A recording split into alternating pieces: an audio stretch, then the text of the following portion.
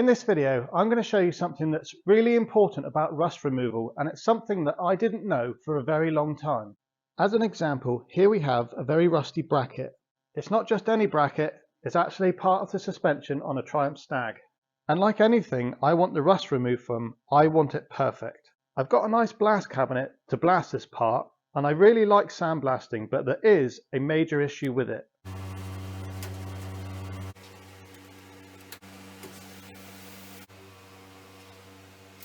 I have blasted half of this bracket, and I believe I have done a thorough job.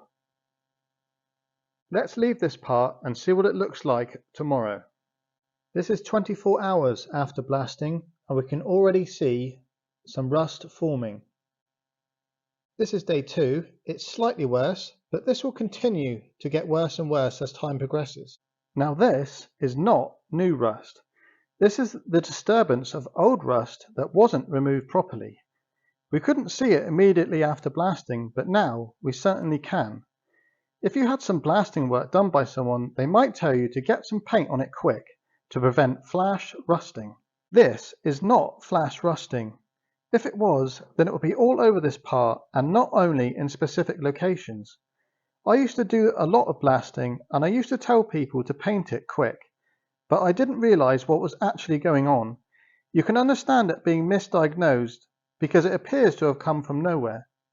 Flash rusting looks like this, a much lighter colour and more uniform covering. It's where moisture has come in contact with a newly cleaned steel. Before you march your unsatisfactory parts back to the blaster and tell them that Stevie Wonder could have done a better job, they can't see what they have missed. But if you find a blaster that is very particular and knows the subject, they might suggest having it blasted a few times over a few days. Here is a good example of rust removal. We can see on this subframe that it was really rusty. Look at the pitting on that, and that is over the majority of this subframe.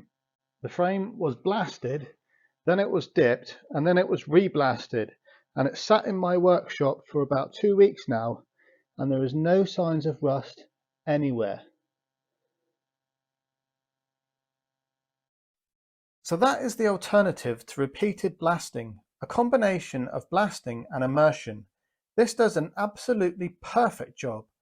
I've mentioned the details of the immersion rust remover in the Alpha Part 5 video, but it's Deox-C from Built Hamber, and you also need Atom Mac from the same company.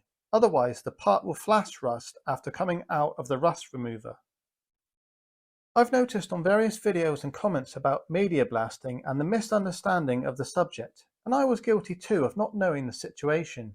Painting blasted steel right after blasting and you will no doubt be painting over rust that will later come back. I wonder how many powder coating businesses would remove corrosion to this level.